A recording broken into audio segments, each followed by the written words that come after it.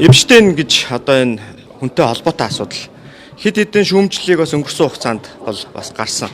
За нэгдүгürt энэ хитрхи бас улс төрийн асуудал юм биш үү гэдэг зүйлийг бол ярьж байгаа. За энд бол ямар нэгэн улс төрийн асуудал бол байхгүй гэдгийг би бас хариуцлагатай хэлье.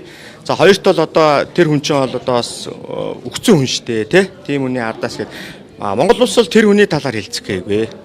Өнөөдөр тэр хүнийг дэвтэргүй дэлхийн нийт өөртөө жигшээд харж байгаа. 20 гаруй улс өнөөдөр хэрэг үүсгээд зарим улсууд нь одоо холбогдох сонсголыг хүртэл зохион байгуулад явж байгааг та бүхэн хэвлэл мэдээлэлээр харсан тийм ээ. За Америкийн нэгдсэн улсын хууль зүйн яам буюу одоо тухайн улсын одоо конгресс хууль баталсан байгаа юм. Энэ Эпштейнтэй холбоотой материалыг ил болгох хуулийг 25 онд батлаад тэгээд 3.5 сая одоо нотлох баримтыг хууль зүйн яам вебсайтаа байрлуулсан. Тэгээ энэ материалд бол тодорхой дүгнэлт хийгээд анализ хийгээд үзэхэд би эхэндээ бол бас нэг тийм айхтар ач холбогдол өгөөгүй. Гэтэл ер нь бас Монгол улсын төрийн тэргүүнээр ажиллаж ирсэн 2 хүний нэр холбогдсон, ерөнхий сайдаар ажиллаж ирсэн 1 хүний нэр холбогдсон, гадаад хэргийн сайдаар ажиллаж ирсэн 1 хүний нэр холбогдоод ирэхин цагт бол бас энэ чинь тодорхой төвшөнд бол анхаарах зайлшгүй шаардлага үүссэн учраас тэр асуудлыг бол судалж эхэлсэн байж байгаа. За ингээд судлаад үзэхэд нэгдүгürt энэ одоо тухайн одоо тэр Эпштейн гэдэг хүний талаар ер нь ямар асуудал байдгийм бэ гэдэг асуудлыг нэгдүгээр судалж үзэхэд бол үндсэндээ 3 чиглэлийн үйл ажиллагааг бол одоо явуулж исэн байгаа юм. За нэгдүгээрт бол одоо бэлгийн хүчирхийлэгч, бага насны хүүхдийг хүчирхийлэгч, бэлгийн мүлжлэг үйлддэг гэдэг нь бол олон улсын түвшиндээ тогтоогдсон. За хоёрт бол одоо мөнгө угаах буюу санхүүгийн гэмт хэрэгтэн гэдэг нь бол тогтоогдсон. За гуравт бол одоо байгалийн баялаг ихтэй хөгжил буурай улс орнуудын эрх мэдлэлнүүдэд нөлөөж шийдвэр гаргах юм лобби хийдэг нь бол одоо бас тогтоогдсон байж. Тэгэхээр энэ 3 зүйл дээр бол манай төрийн тэргүүнээр ажиллаж исэн нэр бүхий хүний нэр бол одоо гурвууланд нь холбогдсон зүйл гарч ирсэн.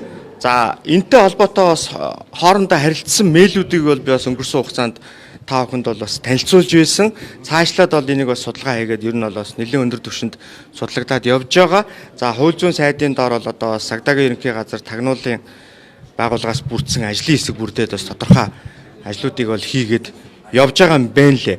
За би гол үндсэн шалтгаан юу вэ гэхээр өнөөдөр Монгол улсын төрийн тэргүүнээр ажиллаж исэн хүн өөрөө янз бүрийн буруу зүрх алхмаасаа олж бусдад барьцаалагдаж эхэн орон ард түмнийхээ эсрэг шийдвэр гаргаж исэн юм биш үстэй гэдэг асуудалд эргэлзээд өрсөн. Энийг нэхлэх ёстой юм байна гэж үзэж байгаа. Дээр нь эн чинь дэлхийд Монгол улсын нэр хүндийн асуудал яригдаж эхэлж байна. Өнөөдөр энэ Эпштейн гэдэг хүнтэй холбогдсон улсууд аль болох улсынхаа нэр хүндийг хамгаалахын тулд тодорхой төвшөнд хуулийн хэлтийн байгууллагууд нь ажиллаад үйл ажиллагаа эхлээд ингээд танил шалгалтаа эрчимжүүлээд явж байна.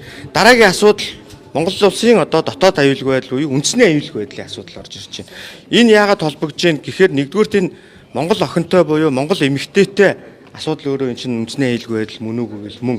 Монголын байгалийн баялагтай холбоотой асуудал үндэсний аюулгүй байдал мөн үгүй гэл мөн багхгүй юу. Тэгэхээр эдгээр зүйлүүд дээр бол бас онцгой анхаарал ач холбогдол өгж энэ үүсээд байгаа нөхцөл байдал дээр үүссэн эргэлзээг арилгах зайлшгүй шаардлага байна. Тийм ээ? Олон асуудалд эргэлзээ үүссэн. Яагаад гэвэл одоо жишээлбэл 2014 онд Эпштейнээр зуулчлуулж Дубайд очиж Дубай нөлөө бүхий хүнтэй уулзалт зохион байгуулсан морин тойруулгын уралдаан үндсэн. Тэрэнд нь бол Монгол одоо морь 4 настай Монголын нэрээр 4 настай морь уралдсан 23 сая төгрөгийн билет авч үтсэн эдэргээд бүх баримтуудыг ил болгосон. Гэтэл тэр уулзалтын дараа сарын дараа улсын хурал дээр 34 дугаар тогтоол буюу оюутлогоо одоо далд уурхайн бүтээн байгуулалтыг бүх талаар дэмжих тухай агуулгатай тогтоол гарсан байдаг. Жилийн дараа Дубайн гэрээ гэж байгуулагдсан байдаг. Гэтэл өнөөдөр бид нар энэ оюутлогоогоос ноогдол ашиг хүртэж чадахгүй байгаа нөхцөл байдал нь өөрөө Дубайн гэрээтэй шууд холбогдоод явж идэг. Өнгөрсөн оны сүүлээр ирсэн түр хорон дээр энэ асуудлууд бол нэлээд одоо мэдээлэл гаргаж иргэдэд өгсөн байж байгаа.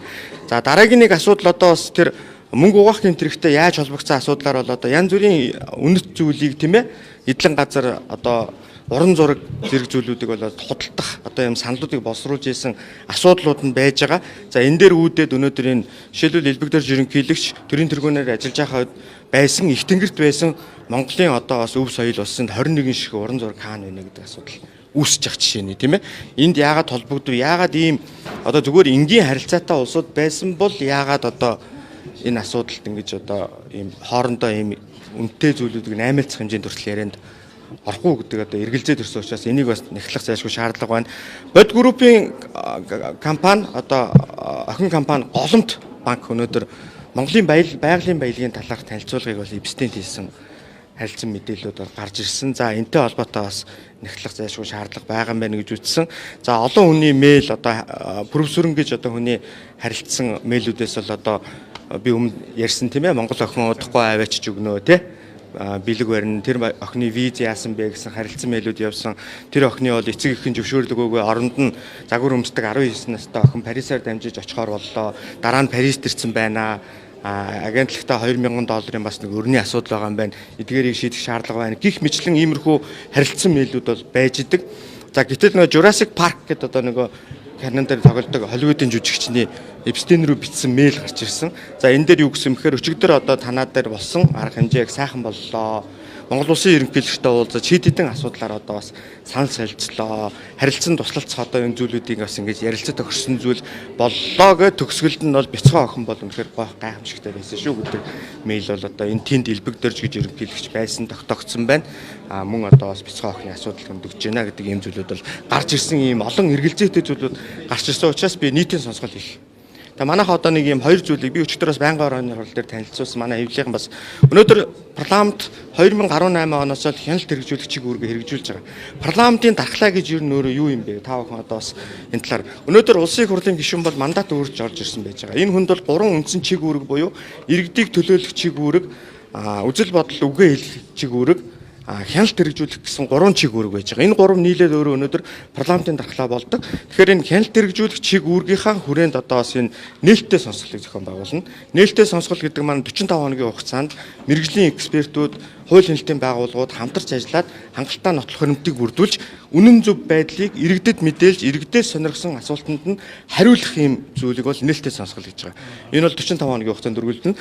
Түр ороо гэдэг бол одоо 6 сарын хугацаанд байгуулагдаж мөрдөн шалгах чиг үүрэг бүхий буюу оюутлогын төр ороо бол одоо төр орон чиглэлийн үйл ажиллагаа явуулдаг. Тэгэхээр эдгээр ялгаануудыг бас их сайн ойлгож явах гэж бодож байна. Тэгээд их хурлын дарагт бол би өчигдөр бичгээ өргөн барьсан. Эх 7 хоногт хууль зүйн байнгаараа хэлцэж сонсголын тов сонсгол даргалах одоо хүнийг тогтоосон юм тогтоолыг батлах гэсэн хүлээлттэй байж. Энэ мэтлэнгийн ноцтой асуудлууд яригдчихснээр алга болчтой. За энэ удаа бол сонсгол зохион байгуулах юм байна гэж ойлголоо. Өмнө бодийн аптекертэй холбоотой бас сонсголын асуудал яригдж байгаа л бас чимээгүй болчлоо. Та энэ талаар бас би бол энэ дээр сонсгол зохион байгуулахын одоо зөв гэсэн байр суурийг бол илэрхийлээд явсан. За номтой хоёр гишүүн санаачлаад гарын үсэг цуглуулад явж гэнэ гэж сонссон. Одоо өнөөдрийг хүртэл бас бидэнд бол танилцуулга таг байна. Тэр танилцуулбал би бас дэмжиж гарын үсгээ зурхад бэлэн байгаа гэдгийг илэрхийлсэн. Тэн дээр нэг 4 үндсэн зүйлийг би гаргаж ирж тавьсан шүү дээ, тийм ээ. Ер нь яагаад мухар төмөр зам барих болсон үндслэл юу юм бэ гэдэг асуудал. Нэг. Хоёрт тэр төмөр замыг яагаад бодиор бариулах болсон юм бэ? Хэн сонгож шалгаруулах болсон юм бэ? За гуравт яагаад төлбөрөө нүүрсээр хийх болсон юм бэ? Ямар үн өртгөөр хийсэн юм бэ? Дөрөвт энэ саяны ярьсан зүйлүүдийг яагаад бүгдийг нууцлах болсон юм бэ гэдэг үндсэн 4 чиглэлээр л одоо энэ аптекерийн асуудлыг ярих хэрэгтэй. Ер нь энэ өнгөрсөн хугацаанд энэ нүүрстэй холбоотой бусад одоо энэ янз бүрийн гэрээтэй холбоотой асуудлуудыг бол одоо энэ хяналт хэрэгжүүлэх чиг үүргээ хэрэгжүүлээд парламент бол нэг иргэдэд үнэн зөв мэдээллийг нөгөөж мухарлах хэрэгтэй гэж үзэж байгаа. Энэ сонсгол, энэ төр хороо зэргийг бол ямар нэгэн байдлаар улс төрийн зэвсэг болгож ашиглахыг бол би зөвшөөрөхгүй. Үнэн бодит мэдээллийг иргэдийг төлөөлж байгаа төлөөллийнхөө хувьд бол одоо бас үнэн бодит мэдээллийг гаргаж өгөх үүрэг нь өөрөө хяналт хэрэгжүүлэх чиг үүрэгтэй байх хэрэгтэй гэж харж байна.